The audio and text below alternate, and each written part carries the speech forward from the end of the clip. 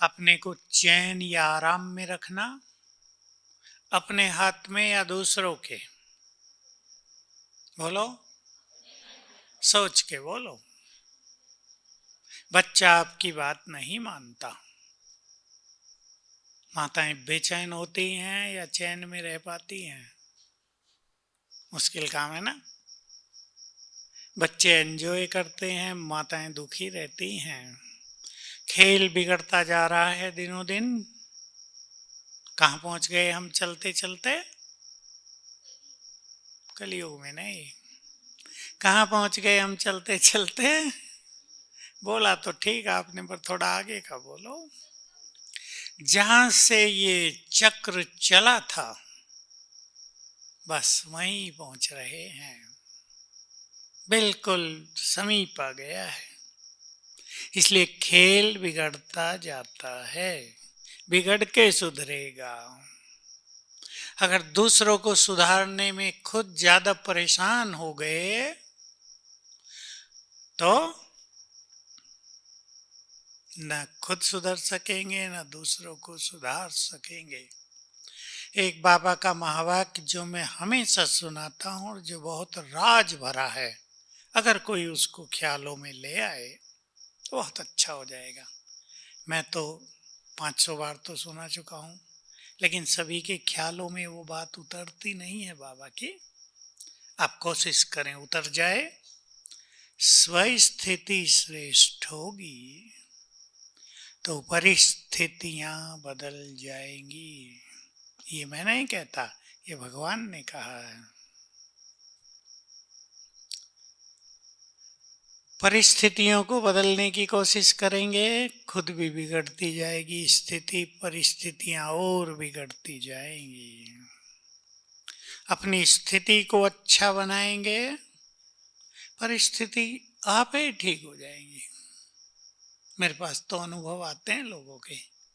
हमने तो अच्छा योग किया, अपने को शांत किया, बाबा को समर्पित कर दिया और ये हो गया चमत्कार।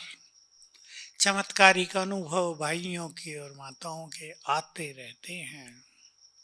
स्वस्थिति श्रेष्ठ, परिस्थितियां स्वतः ही बदल जाएंगी। मैं फिर रिपीट कर रहा हूं। और स्वस्थिति श्रेष्ठ बनती है श्रेष्ठ स्वमान से। ये भी सब अंडरलाइन करें, क्योंकि स्वमान एक ऐसी चीज है जो बाबा ने हमें सिखाई है, जिसको अनेक ब्राह्मण, मैं कहूँगा 95% ब्राह्मण समझते नहीं हैं। बाबा हमें बहुत ऊंची नजर से देखते हैं या नहीं? वो ये थोड़ा ही देखते हैं कलयुग के हैं, इनका पुरुषार्थ ढीला है, इसमें ये कमी है, इसमें ये कमी। वो क्या देखते हैं? ये मेरे महान तकदीरवान बच्चे आ गए हैं, जो कभी देवता थे वो आ गए हैं। स्वमान की नजर से बाबा देखते हैं। हम भी अपने को उसी स्वमान में स्थित किया करें। सब बहुत ध्यान दें। स्वमान को अपने पुरुषार्थ का मुख्य हिस्सा बना लें और ध्यान से सुन लें। अटेंशन। बाबा रोज मुरली में कहते हैं आत्माभिमानी बनो, कहते हैं ना। स्वमान की स्थिति आत्माभिमानी की ऊंची स्थिति है, सर्वोच्च स्थिति। इसलिए अगर आत्माभिमानी की, अध्यात्म की टॉप की स्थिति पर पहुंचना है तो स्वमान का अभ्यास बढ़ाएंगे। जो नए आए हैं उनको सुना देते हैं। ज्ञान शुरू होता है मैं कौन हूं। कौन हूं मैं? पता चल गया सभी को कौन हूं मैं? नहीं, माताओं को नहीं पता चला। कौन हूं मैं? बोल दो अंदर से ही, आवाज तो थोड़ी तो आएगी मांस से। कौन हूं मैं? एंड भी इसी से होगा, मैं कौन हूं। क्या जुड़ जाएगा? एंड में भी यही कहेंगे मैं आत्मा हूं या कुछ और? एंड में पहुंच जाएंगे हम, मैं कौन सी आत्मा हूं। आत्मा तो चिड़ियाओं में भी है, आत्मा तो बिल्लियों में भी है, मैं कौन सी आत्मा हूं। इसकी डीप रियलाइजेशन हो जाएगी, स्वमान से ही होगा मैं कौन। अपने दादी जानकी के 1 साल जब उन्होंने शरीर छोड़ा, उससे पहले 1 साल के, अब क्लास तो ज़्यादा होती नहीं थी उनसे, तबीयत खराब थी, ब्रेन की मेमोरी भी वीक हो गई थी, पर ये कभी नहीं बोलती थी मैं कौन, मेरा कौन। नशे से वो झलकता था कि उनके अंदर यही चल रहा है। अंतिम स्थिति उनकी यही हो गई है, मैं कौन, मेरा कौन। तो स्वमान की प्रैक्टिस पर सभी बहुत ध्यान देंगे। मैं चाहूंगा 5 मिनट 7 मिनट हम बाप दादा का आह्वान करेंगे और बाबा के मुख से सुनेंगे मैं कौन। होगी लाल लाइट इधर से, कर दो भाई लाल लाइट।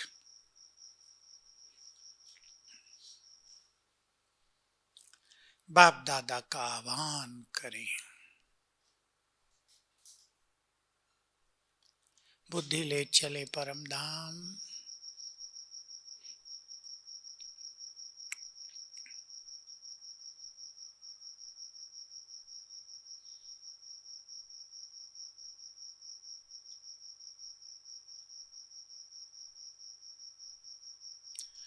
देखें शिव बाबा को, ज्ञान सूर्य को बुद्धि के तीसरे नेत्र से देखें।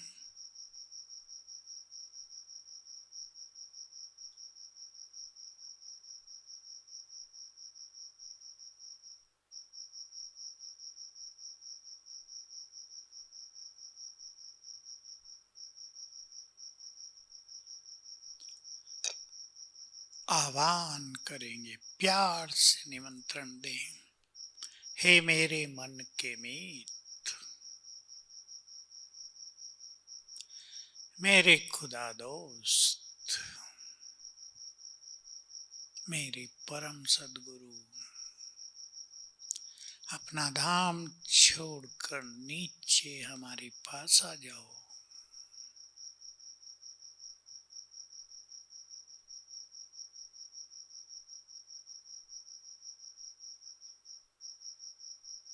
हमारे निमंत्रण पर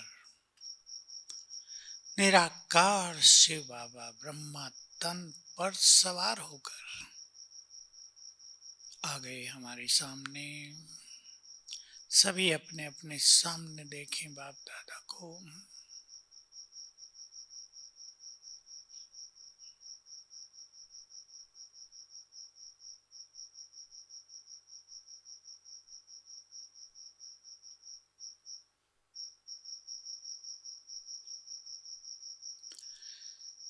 बाबा से बहुत तेजस्वी किरणें चारों ओर फैल रही हैं।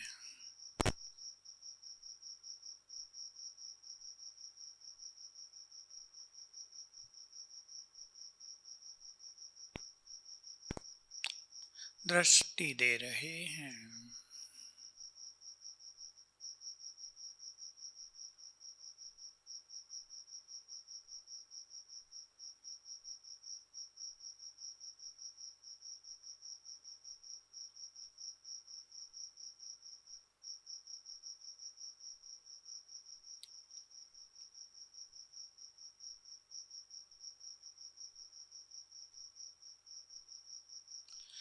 और अपना वरदानी हाथ मेरे सिर पर रख दिया।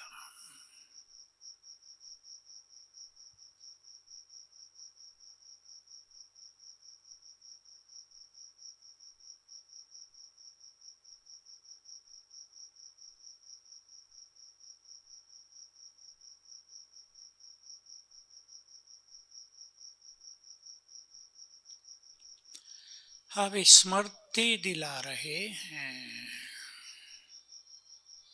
याद करेंगे जो कुछ बाबा कहेंगे हमें। भाई सभी बंद कर लो अपना, मदद करो इन्हें जरा। ऑफ कर दो, नहीं तो फिर आएगा। चलें, बाबा सामने स्मृति दिला रहे हैं।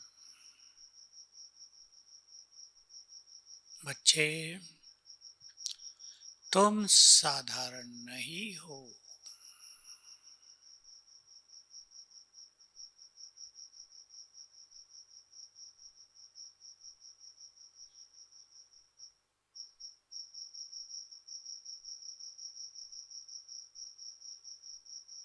तुम इस सृष्टि की महान आत्मा हो।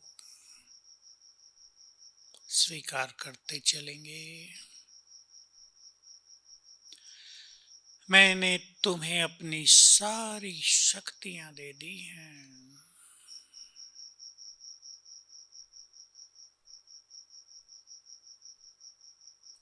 तुम ईश्वरीय शक्तियों से भरपूर मास्टर सर्वशक्तिवान हो।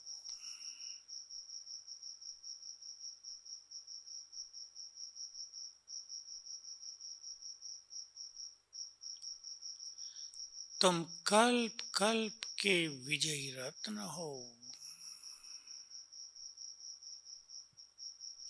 तुमने हर कल्प इस माया को जीता है।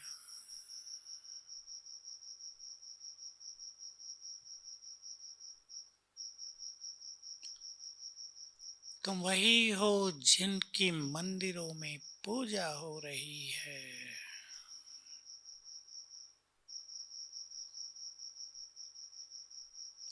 तुम विश्व कल्याणकारी हो। तुम इस संसार को रोशन करने वाली लाइट हाउस हो।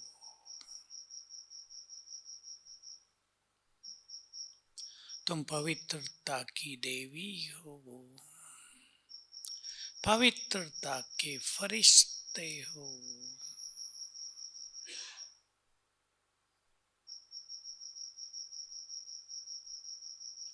तुम इस संसार में सबसे अधिक भाग्यवान हो।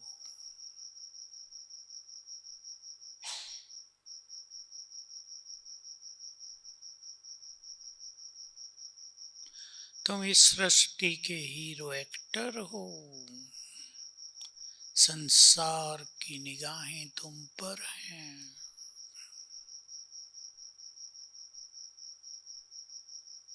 तुम राज ऋषि हो। राज पाने के लिए तपस्या कर रहे हो।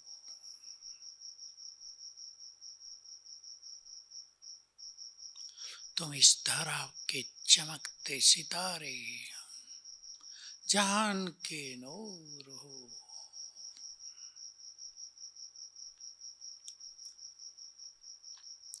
बाप के अधिकारी बच्चे राइट हैंड हो। बाबा दृष्टि दे रहे हैं।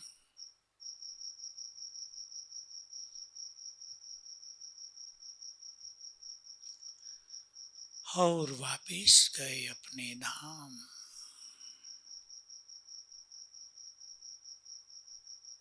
ओम शांति।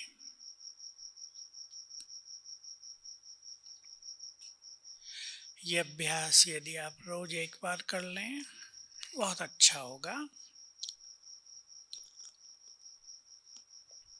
स्वमान बहुत सारे हैं, उनमें से अपने लिए कोई भी 5 चुन लेना। हर एक खुद करना ये काम, और एक एक स्वमान पे चिंतन करना। मैं भाग्यवान क्यों हूं?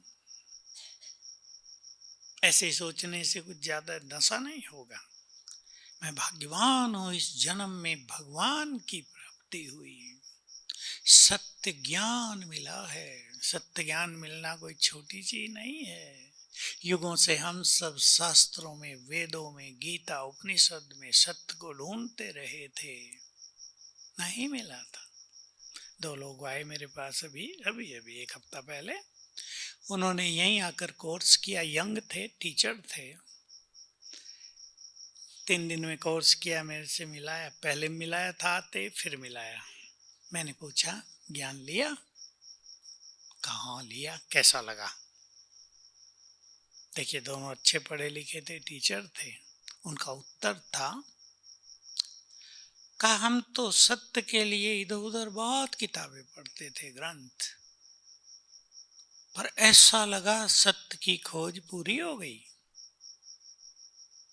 छोटी बात नहीं है। आप सबकी पूरी हो गई ना? या सत्य को जानना बाकी है? यह अलग चीज है कि हम इसकी गहराई को जानते चलेंगे, वो अलग बात है। आप सबको बता दें कि संसार में बड़े बड़े विद्वान आचार्यों, शंकराचार्यों को ये पता नहीं है आत्मा कहाँ से आई है। आत्माओं का जो धाम है उसका नाम तो आ गया शास्त्रों में, परम धाम भी आया, ब्रह्मलोक भी आया, मुक्ति धाम भी आया, पर वो कहाँ है और ये आत्माओं का खेल कैसा चलता है, वहां सभी धर्मों की आत्माएं अलग अलग कैसे रहती हैं, आत्माओं में सारा पाठ कैसे भरा हो, ये बहुत गुह्य ज्ञान। जो पढ़े लिखे आप में से उनके लिए एक अति गुह्य बात बता देता हूं। आपने आम के पेड़ का बीज, आम की गुठली बो दी, देखो उससे कैसे पहले एक डंडा सा निकलेगा, 2-3 हरे वो गोल्डन से पत्ते निकलेंगे, फिर आगे बढ़ेगा। आपने गेहूं का दाना बोया, उससे एक लंबी वाली वो डंडी निकलेगी, वाली आएंगी। मनुष्य आत्मा ये सब बीज हैं, बीज। जैसा बीज वैसा वृक्ष। बाबा ने कितनी गहरी बात बता दी। बीज में सारे वृक्ष का सब कुछ भरा रहता है। आज भी था, बड़ का बीज, वो छोटा सा पतला सा दाना होता है, कितना बड़ा वृक्ष निकलता है एक एक बीज के दाने में। संपूर्ण कल्प, वो संपूर्ण वृक्ष का सब कुछ समाया। इसकी टहनियां कैसी होंगी, पत्ते कैसे होंगे, पत्तों का रंग कैसे होगा, लंबाई चौड़ाई शेप कैसी होगी, सब समाया होता है। ऐसे ही संसार का सबसे बड़ा आश्चर्य आत्मा से गर्भ में शरीर का निर्माण। अब देखो, चिड़िया के गर्भ में चिड़िया की शेप का बच्चा होगा ना, गाय के गर्भ में गाय का बछड़ा बछिया उसकी शेप के होंगे। तो मनुष्य आत्मा अपने शरीर का निर्माण करती है गर्भ में, केवल माँ बाप से नहीं होता। वो आत्मा जब आती है तब होता है मुख्य रूप से। अब सोचो, शरीर की रचना के बारे में आप सोचो, कितनी गुह्य है। आंखों के ऊपर पलके सेफ्टी के लिए, ब्रेन जो सबसे सूक्ष्म है, खोपड़ी बड़ी मजबूत, लाठी भी लग जाए तो जल्दी टूटेगी नहीं। ब्रेन की रचना, इसको संसार में कोई जान ही नहीं पाया। करोड़ों डॉक्टर्स हैं, कोई नहीं जानता ब्रेन की संपूर्ण रचना क्या है इसके अंदर। हाथ देखो, अंगुली सबकी अलग अलग, आंखें अलग, नाक अलग, शरीर की लंबाई चौड़ाई रंग सब अलग। कैसे हुआ ये? आत्मा बीज है, उसमें जो संस्कार भरे हैं, जो वाइब्रेशंस हैं, उसके आधार से देहों की रचना होती है। कितना गुह्य ज्ञान बाबा ने हमें दिया है। संपूर्ण सत्य हमारे सामने स्पष्ट है। सत्य की खोज नहीं है। माताओं को किसी को है? वो तो बताओ, पूरी करा दें आपके। है सत्य की खोज या मिल गया? नहीं, बोल नहीं रहे, नए है ना, पता नहीं चल रहा है। मिल गया या खोज है? किसने ज्ञान दिया? स्वयं भगवान टीचर बनकर आए और इतनी सरल भाषा में दिया है कि विद्वान लोग कहते हैं ये कोई ज्ञान है? न कोई संस्कृत के श्लोक, न कठिन शब्द। शास्त्रों में कठिन शब्द होते हैं, शब्दार्थ बड़ा भारी, तो क्लिष्ट कर दिया है, कॉम्प्लिकेटेड कर दिया ज्ञान को। जो सिंपल ज्ञान था, मैं आत्मा हूं, उसको भारी कर दिया, बहुत भारी किया दर्शनों में आत्मज्ञान को। सारे 6 के 6 दर्शन पढ़ के भी किसी को पता नहीं चलता मैं कौन हूं। आखिर यही पूछेगा, मैं हूं कौन आखिर? ये तो बताओ, आत्मा की चर्चा तो कर ली, पर मैं कौन हूं? तो संपूर्ण ज्ञान मिला, स्वयं भगवान मिला, वो हमारी तकदीर को महान बना रहा है। हम भाग्यवान हैं, इसे स्वीकार करो। मैं महान हूं, झूठ मूठ थोड़ा ही, ऐसे थोड़ा किसी ने कह दिया और हमने मान लिया तुम महान हो। सोचो, स्वयं भगवान ने हमें कहा तुम महान हो। देवकुल में हमने 2 युग बिताए, कितने महान हैं हम सभी। संपूर्ण ज्ञान का सार बाबा ने दे दिया। भगवान को सम्मुख देखते हैं, रोज सवेरे दिन में जब चाहे उससे मिलन कर सकते हैं, इसलिए हम महान हैं। तो एक एक चीज का नशा हो जाए अंदर में। स्वमान का अर्थ है वो नशे में आ जाए, वो चिंतन में आ जाए, वो हमारी स्मृतियों में आ जाए, तो जीवन उसका स्वरूप बन जाएगा। बहुत सहज भाव से सभी याद रखेंगे। अगर आप याद करते हैं मैं एक महान आत्मा हूं, तो महानताएं आपके अंदर जागृत होने लगेंगी। अगर आप याद करते हैं मैं बहुत भाग्यवान हूं, तो आपका भाग्य तेजी से बढ़ने लगेगा। अगर आप याद करते हैं मैं देव कुल की आत्मा हूं, तो आपके अंदर छुपा हुआ देवत्व जागृत होने लगेगा, प्योरिटी बढ़ जाएगी। स्वमान बहुत बड़ी चीज है, तो स्मृति में रखना है, नशे में रखना है, फिर है प्रैक्टिस करना। सभी को ये गुह्य बात याद रहे, ख्यालों में रहे। ध्यान से सुन ले, जो टीचर आई है वो भी। हमारे हर संकल्प से एनर्जी पैदा होती है। खराब संकल्पों से खराब एनर्जी, पावरफुल संकल्पों से पावरफुल एनर्जी, पवित्र संकल्पों से पवित्र एनर्जी। रोज अपने को याद दिलाओ ये बात, कहीं सामने लिख के रख लेना। हर संकल्प से एक एनर्जी पैदा होती है। स्वमान के संकल्प ही सबसे श्रेष्ठ संकल्प हैं। उनसे जो एनर्जी पैदा होगी वो हमारे जीवन का कल्याण करेगी।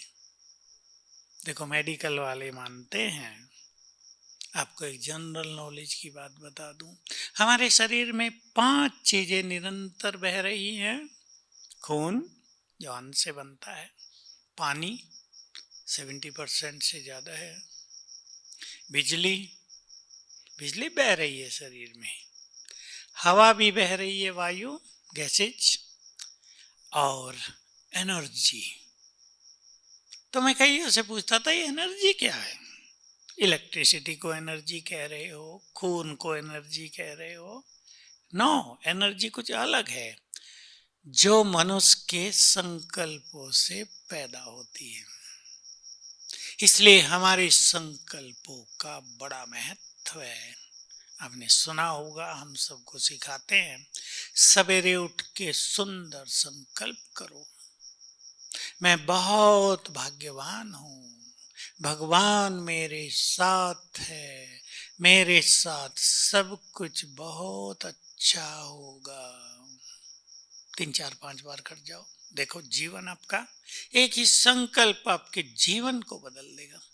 हजारों स्टूडेंट्स ने अनुभव किए हैं, नौकरी पाने वालों ने, इंटरव्यू देने वालों ने सवेरे उठ के अभ्यास किया, मैं मास्टर सर्वशक्तिवान हूं, सफलता मेरा जन्म सिद्ध अधिकार है। 7 बार किया और सफलता मिली। लेकिन बस शर्त ये होती है कि सुंदर संकल्प के साथ निगेटिव संकल्प न हो। अब इंटरव्यू ऐसी चीज है, 2 चुने जाने वाले 50 का इंटरव्यू है।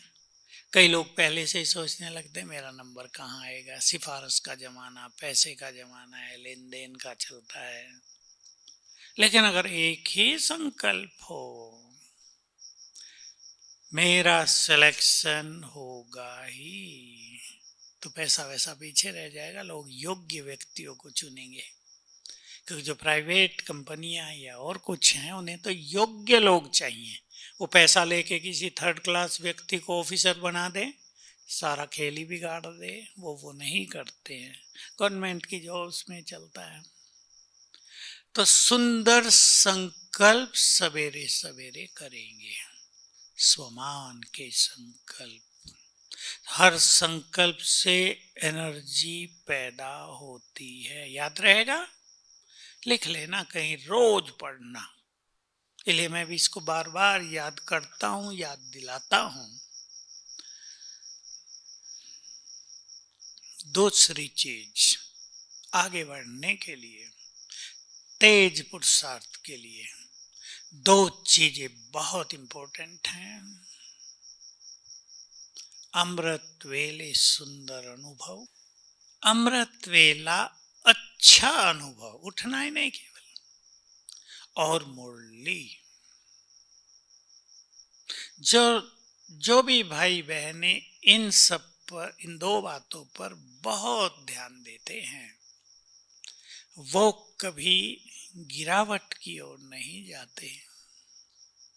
अगर ये दोनों चीजें ढीली हैं, साफ साफ बोल देता हूं, अनेक भाई बहनों में फिर से इम्प्योरिटी जागृत हो जाती है। 20-20 साल ज्ञान में चल के फिर से इम्प्योरिटी की ओर आकर्षण। सभी सावधान होंगे, भाइयों को विशेष कह रहा हूं, माताएं भी। कलयुग का वातावरण दिनों दिन बिगड़ रहा, सुधर रहा, बहुत बिगड़ रहा। और बिगड़ने में काम वासना तो तूफान की तरह चल रही है। साइक्लोन आते हैं ना, अरब सागर में और बंगाल की खाड़ी में बहुत आते हैं।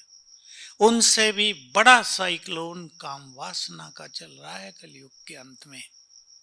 तो सब के छुपे हुए संस्कार जागृत हो रहे हैं। लड़के लड़कियां, बच्चे, जवान, बूढ़े सब इसमें लग गए हैं। कितने रेप के केस हो रहे हैं। अगर वो सब बाहर आ जाएं तो देश बदनाम हो जाएं। भारत जो पावन भूमि है उसका सिर नीचे हो जाए। इतने केस रोज हो रहे हैं छोटे छोटे बच्चों के साथ। इसलिए ज्ञान और योग पर बहुत ध्यान देना है। ये नहीं बाबा मिल गया हो गया काम। अगर आपको अमर बनना है तो अमृत वेला, अच्छा योग और मुरली। मुरली में भी रस आना चाहिए। दोनों जिम्मेदार हैं, मुरली सुनाने वाले भी और सुनने वाले भी। सुनाने वालों पर भी समान जिम्मेदारी है। टीचर वही सफल जो मुरली में रस भर दे। मैं ज्यादा नहीं बोलूंगा टीचर्स के लिए, इतना ही बहुत है।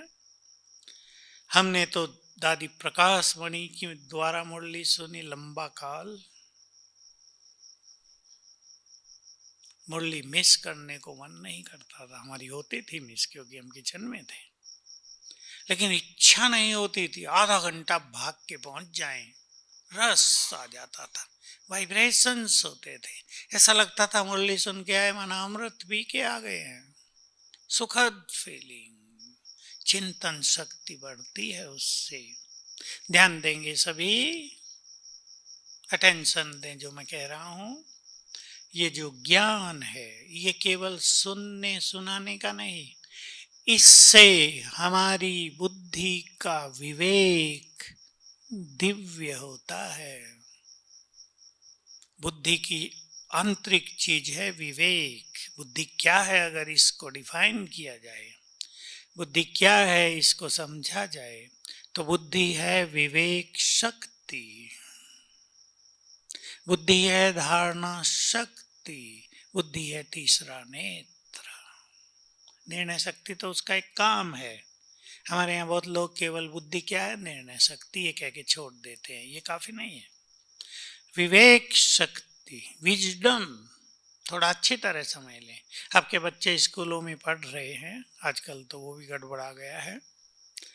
उनकी जो विद्या है वो उनके विवेक को अच्छा नहीं बना रही, सद्विवेक में नहीं बदल रही है। आज की एजुकेशन इंफॉर्मेशन है केवल। जो टीचर हैं वो जानते होंगे, टीचर भी तैयार करके आ गया, स्टूडेंट को रटवा दिया, तैयार करा दिया, हो गया। विजडम नहीं बन रही है, विवेक नहीं बन रहा है। बाबा का ज्ञान हमें विवेक में बदलना है। जो आत्मा इस ईश्वरीय ज्ञान को अपने डिवाइन विजडम में बदल देती हैं, दिव्य विवेक, वही सच्चे ज्ञान के स्वरूप बनते हैं। बुद्धि हमारी दिव्य हो जाए तो ज्ञान बहुत सुंदर चीज है, इसको बुद्धि में समाते चलना है। समाएंगे इसको अपनी विजडम बनाएंगे। विजडम ऐसे ही बनती है, मान लो आपने सुनी एक अच्छी बात कि बच्चे तुमने 5000 साल की यात्रा पूरी की, अब मैं आ गया हूं तुम्हें घर ले जाने के लिए। कॉमन बात है ना। पर इसको हम जितना स्वीकार करेंगे, देखेंगे सचमुच 5000 साल की यात्रा पूरी हो गई, तो हमारी विवेक शक्ति विजडम में, डिवाइन विजडम में बदलती जाएगी। समझते हैं ना इंग्लिश का शब्द दिव्य विवेक। आप जानते हैं, मैं और उदाहरण दे देता हूं। मैं माताओं में से कईयों को जानता हूं जो बिना पढ़ी लिखी हैं लेकिन बहुत समझदार हैं, बहुत बुद्धिमान हैं। कई भाई होते हैं, पहले ये एजुकेशन थोड़ा ही थी। एजुकेशन का इतिहास 100 साल का है बस। 100 साल से पहले तो गुरुकुल और कहीं कहीं थोड़े बहुत विद्यालय होते थे। अगर किसी ने 8वीं क्लास तक पढ़ लिया तो उसको बहुत पढ़ा लिखा माना जाता था, और 10वीं कर ली तो बस अच्छी नौकरी मिलेगी। मुझे याद है, हम जब छोटे थे, थाना था पास में, उसका थानेदार था। लोग कहते थे थानादार 8वीं क्लास तक पढ़ा हुआ है, बड़े नशे से, बड़े नशे से। ये दरोगा 7वीं क्लास पास है। तो देखो ऐसा था 100 साल का इतिहास एजुकेशन का, और अब समाप्ति की ओर जाता हुआ दिखाई दे रहा है ना। अब माताएं अपने छोटे छोटे बच्चों को एक हंसी की बात सुना दो। 3.5 साल की बच्ची, माता कह रही है, मुझे फोन किया, मेरी 3.5 साल की बच्ची ऑनलाइन पढ़ती नहीं है, मैं क्या करूं, मैं बहुत परेशान। अरे मैंने कहा बेचारी को जीने तो दो। 3.5 साल की बच्ची ऑनलाइन पढ़ा रहे हैं उनको, कैसे खेल भी करता जाता है। तो मुरली पर बहुत ध्यान देंगे। है रुचि मुरली में? है सभी को? ऐसे तो नहीं सोते सोते सुन लेते हैं, अभी तो टीवी पे आ रहा, चलो आ गया, थोड़ा नींद की, थोड़ा सुन लिया। सेंटर खुल रहे हैं और फिर पूरे खुल जाएंगे। उठकर तैयार होकर क्लास में जाना, तो इससे एक तो चुस्ती रहती है ना भाई। 6:30 क्लास में पहुंचना, 6:45 पहुंचना, तो जल्दी जल्दी तैयार होंगे, चुस्त होंगे, अच्छा रहेगा। डायरी पेन रखना, अच्छी अच्छी बातें लिखना। मैं बहुत समय से एक चीज सिखा रहा हूं जो मैंने की है अपने जीवन में। ज्ञान की कम से कम 25 बहुत सुंदर पॉइंट्स आप अलग से लिख के रखो, बड़े अक्षरों में। ये नहीं एक पेज पे लिख दी 20 पॉइंट, वो नहीं। एक पेज पे 2-3 पॉइंट्स लिखो बड़े बड़े अक्षरों में। वो पॉइंट्स जो आपको बहुत सुख देती हैं, जो आपको जगा देती हैं, पुरुषार्थ की प्रेरणा देती हैं, बहुत अच्छी बात होती। एक बात सुना देता हूँ, आप सब नए हैं, आपको तो शायद इतना वो न जाए अंदर में, पर सुन लें। बाबा की मुरली में आया, जब तुम संपूर्ण पावन बन जाएंगे तो तुमसे दूसरों को साक्षात्कार होने लगेंगे। है सुंदर बात या नहीं? तो संपूर्ण पावन बनने की प्रेरणा मिलेगी। दूसरी बात सुन ले, मैंने ये सब नोट की हुई है इसलिए मुझे याद रहती हैं। बुद्धि को स्थिर करना तुम्हारी सर्वश्रेष्ठ साधना है। तो भटकती बुद्धि को हम रोकेंगे। मेरे को तेरे में बदल दो, और क्या बन जाओ? आपने अभी सुनी नहीं है ये बातें, अच्छी स्टडी करना। मेरापन रहता है ना, मेरे बच्चों की शादियां नहीं हो रही आजकल, ये बहुत समस्या चल रही। शादी हो गई तो वहां बन नहीं रही है, अलग होने की बात हो रही है।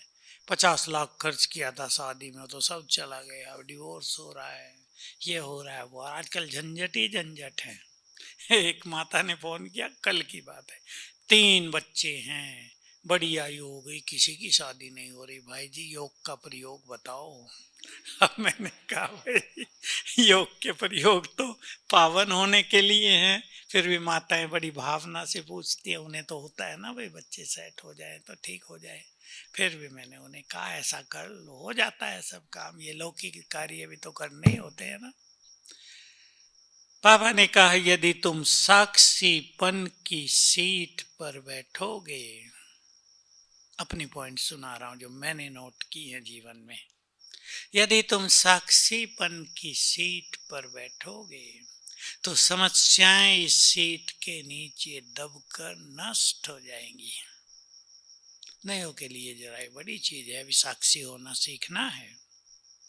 साथ में ड्रामा की कुछ पॉइंट नोट कर लो अपने पास, ज्यादा नहीं तो 5, उनका प्रयोग करते रहो रोज, तो स्थिति स्थिर होने लगेगी।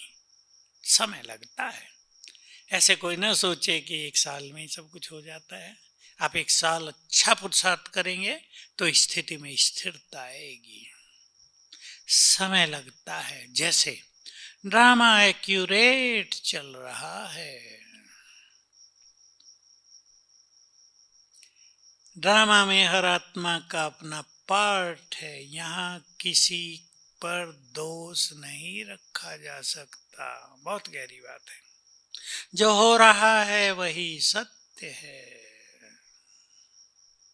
सब कुछ कल्याणकारी है, वही हो रहा है जो कल पहले हुआ था, नथिंग न्यू। 5 बातें पक्की कर लो ड्रामा की, रोज प्रैक्टिस में लाओ, तो आने वाला समय जो बड़ा चैलेंजिंग है उसमें आप निर्भय भी रहेंगे, स्थिति अच्छी बनती जाएगी, क्योंकि सेवाएं भी अब बहुत बढ़ने वाली हैं। अभी देवकुल की करोड़ों आत्माएं आने वाली हैं। आप सबको पता हो सतयुग के अंत तक की आबादी 2 करोड़ है, तो 2 करोड़ तो बहुत अच्छे ब्राह्मण बनेंगे ना। फिर त्रेता में चलो तो कम से कम 10 करोड़ यहाँ भी आएंगे, राजयोग सीखेंगे, पवित्र बनेंगे, थोड़ा आगे बढ़ेंगे, योग करेंगे। बाकी जो हैं वो थोड़ा थोड़ा करेंगे, थोड़े पवित्र बनेंगे, लास्ट में थोड़ा योग करेंगे। तो सेवाओं का भी विशाल स्वरूप हमारे सामने होने जा रहा है इन 10 सालों में ही। जय जयकार, बहुत बड़ी चीज, साक्षात्कार जैसे शुरू में होते थे। कोई स्वर्ग में है, कोई श्री कृष्ण के साथ रास कर रहा है, कोई विष्णु को देख रहा है, कोई ज्योति का साक्षात्कार कर रहा है, कोई स्वर्ग में ही बैठा है। एक बहन स्वर्ग में रही थी 2.5 दिन, उसको देवता कहने लगे थे, इसलिए बिल्कुल स्वर्ग में, हाल चलती फिरती भी थी, खाती भी थी, लेकिन देवता, इसलिए उसका नाम ही देवता दादी पड़ गया था, मेरठ में थी। तो ये खेल फिर चलेगा। बाबा ने कह दिया, बाबा अपने बच्चों को ऐसा करा देगा कि पता ही नहीं चलेगा विनाश कब हो गया। हो सकता है टीवी और ये इलेक्ट्रॉनिक्स के साधन भी बंद हो जाएं, इनसे ज्यादा हाहाकार होता है ना, दुखी हो जाते हैं। बहुत लोगों ने टीवी देखना बंद कर दिया था कोरोना में, भयभीत होते थे, भयभीत होने की बात भी थी। जो लोग अपनी पर्सनल कहानी सुनाते हैं कोरोना से हॉस्पिटल में गुजर के आए हैं, वो सचमुच दिल दहलाने वाली है। अच्छे अच्छे लोग घबरा जाएं, ऐसी कहानियां हैं। एक ने सुनाया, मैं बेड पे था, आधी रात के बाद कम से कम 25-30 जाते थे, समझ गए ना कौन, ट्रक में भर के ले जाते थे, कहाँ फेंकते थे किसी को पता नहीं। ऐसे दर्दनाक सीन हुए, इससे भी ज्यादा हो सकते हैं। इसलिए हमें अपने को बहुत स्ट्रांग करना है।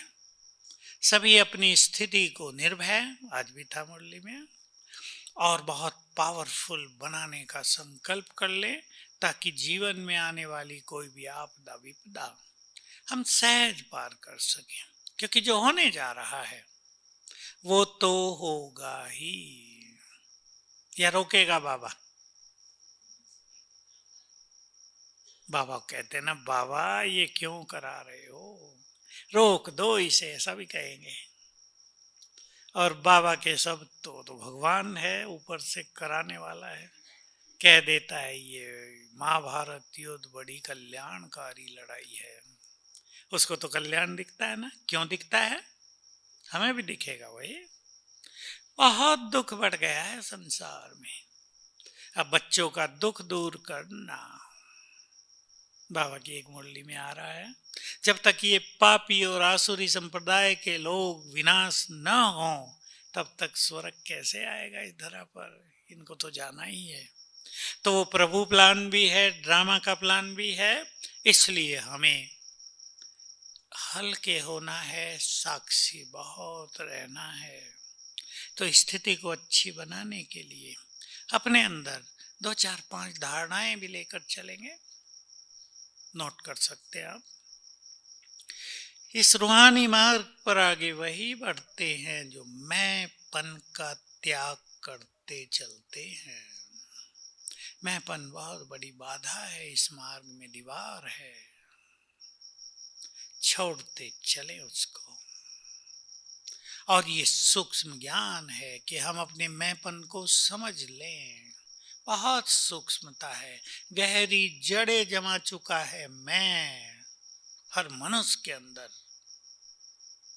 उसको पहचानना और मैं की बजाय कहीं बाबा करण करावनहार है ये याद करना, कहीं मुझे जो कुछ प्राप्त है, ये बात मेरे लिए बहुत काम की रही। मेरे पास जो कुछ है, गुण, योग्यताएं, धन, परिवार, मान सम्मान, सफलता, वो सब प्रभु देन है। सभी इसको पक्का करेंगे जीवन में तो अहम नहीं आएगा। प्रभु देन। और बाबा के बनते ही बाबा कुछ स्पेशल चीज भी अपने बच्चों को दे देता है। हर एक के पास कुछ स्पेशल चीज भी है, लेकिन उसमें मैंपन नहीं आना चाहिए। प्रभु देन। अगर ये नशा रहेगा, ये स्मृति रहेगी प्रभु देन है, तो पता क्या फायदा होगा? देन बढ़ती जाएगी। मैंपन आते ही देन पर पर्दा आ जाता है। हमने ऊपर अपने पर्दा डाल दिया और नहीं आएगा ऊपर से। बहुत अच्छी तरह समझ लें, मैंपन होगा, बाबा हमें यूज नहीं करता। फिर मैंपन को छोड़ेंगे, बाबा भिन्न भिन्न रूप से हमें यूज करेगा। मैं आज का एक छोटा सा अनुभव सुनाऊं, बाबा की प्लानिंग कितनी अच्छी होती है। मैं हंस भी रहा था और उठते ही मेरा मन बाबा के लिए प्यार में भर गया। मैंने कुछ ट्रीटमेंट ली थी अभी 2 बजे तक दिन में। मुझे उससे थकान बहुत हो रही थी, मैं सोना चाहता था, सिर भारी हो गया, बॉडी में पेन था। मुझे 4 बजे क्लास था। जापान और एशिया के बहुत सारे देशों में वो जा रहा था संस्कार परिवर्तन, पर 4 बजे क्लास। नहाना धोना होता नहीं, 4 बजे बाद में नहाते हैं। मैंने बाबा को कहा था, बाबा 3:30 मुझे उठना है और उठा देना। देखो क्या हुआ, मैं गहरी नींद सोया था और विदेश का एक फोन आ गया, उसकी घंटी बजी और मैं देखा 3:30 बजे। फोन तो मैंने बंद कर दिया, लेकिन मैं बाबा को एकदम मन आनंदित हो गया। वाह प्रभु वाह, तुम्हारी प्लानिंग कितनी अच्छी है। विदेश से अलार्म बजवाया, ये रियली मेरा मन उठते ही आनंदित हो गया। और फिर ऐसे ही नहा भी लिया और क्लास हो गया। मैं सोच रहा था, हम अपनी प्लानिंग जब बाबा को दे देते हैं ना, वो न जाने क्या क्या कर देता है। समर्पित कर दो अपने को बाबा पर, वो ये बात है समर्पणता। भक्ति में तो गाते थे ना, तन मन धन सब तेरा, तेरा तुझको अर्पण। किन किन माताओं ने गाया ये भजन? तेरा तुझको अर्पण, आपने गाया होगा ना, क्या लागे मेरा। लेकिन भक्ति में तो इसका उल्टा कर देते ना, मंदिर में ये गाया, घर आके गाया, तन मन धन सब मेरा, मेरा मेरे पास क्या लागे तेरा। ठीक है ना। अब ज्ञान में आकर रियल में अपने को बाबा के आगे रख दो। समझ गए ना भाषा, रख दो। बहुत दिन के बाद मिले हैं, बाबा खुद सिखाते थे, मेरे लिए बहुत नशे की बात थी, आपके लिए नशे की बात हो जाएगी। भक्ति में गाते थे बाबा भी, बाबा से हम भी बहुत दिनों के बाद मिले हैं, तो बाबा को कह दो, बहुत दिनों के बाद मिले हो, अब गिन गिन के हिसाब लेंगे। आएगा हिसाब लेना। कोई बहुत दिन के बाद आए, आप बुलाते हो, 10 साल के बाद आए, कहेंगे अब थोड़ा ही जाने देंगे, सारा हिसाब पूरा करेंगे। भगवान से गिन गिन के हिसाब लो। क्यों लो? अब वो भगवान नहीं है हमारे लिए, क्या है? उत्तर आपको ही देना है। अब वो हमारे लिए भगवान नहीं। आप कहेंगे भगवान नहीं तो क्या है? क्या है? चलो भाई बताओ, माताएं तो चुप हैं। आप मेरे प्रश्न को समझ नहीं रहे, नहीं तो उत्तर तो सहज है। अब वो हमारा है, हम हो गए उसके परिवार। सोच लो, भगवान का परिवार बन गए हैं हम, वो हमारा है। लाओ अपने चित्त की गहराई में उतारो, इस भगवान और हमारे बीच दूरी थी, सोचते ही थे पता नहीं कहाँ है, कितना दूर है, क्या है। अब हो गए हम उसके, वो हमारा।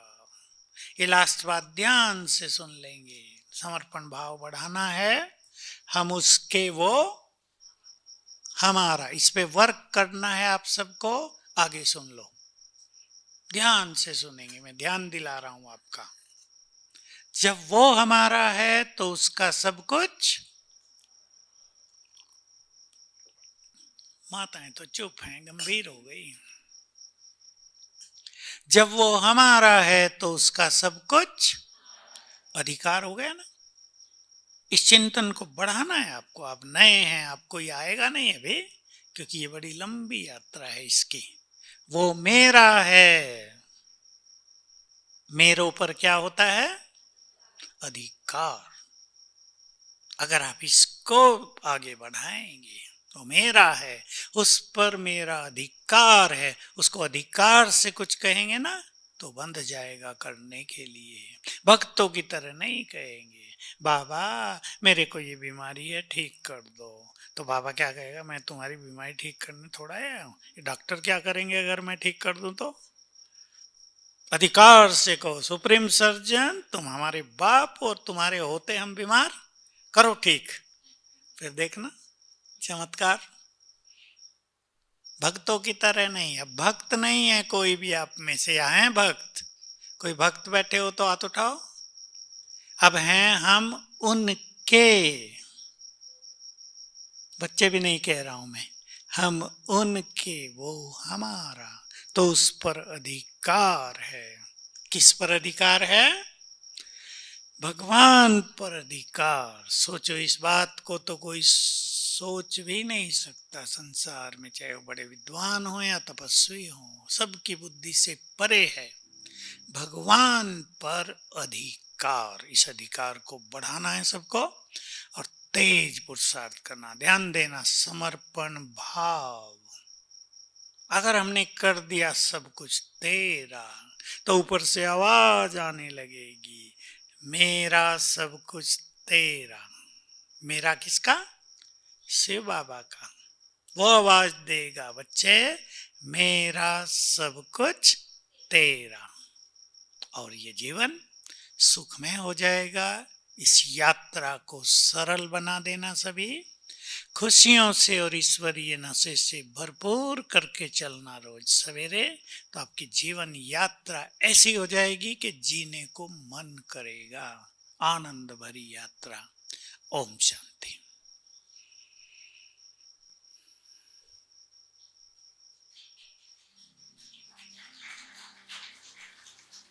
अभी सभी ऐसे ही बैठेंगे, वो मेरा है, समर्पण भाव अपना के और फील करेंगे वो अपनी सारी शक्तियां मुझे दे रहे हैं, उसकी शक्तियों की किरणें मुझ पर पड़ रही हैं।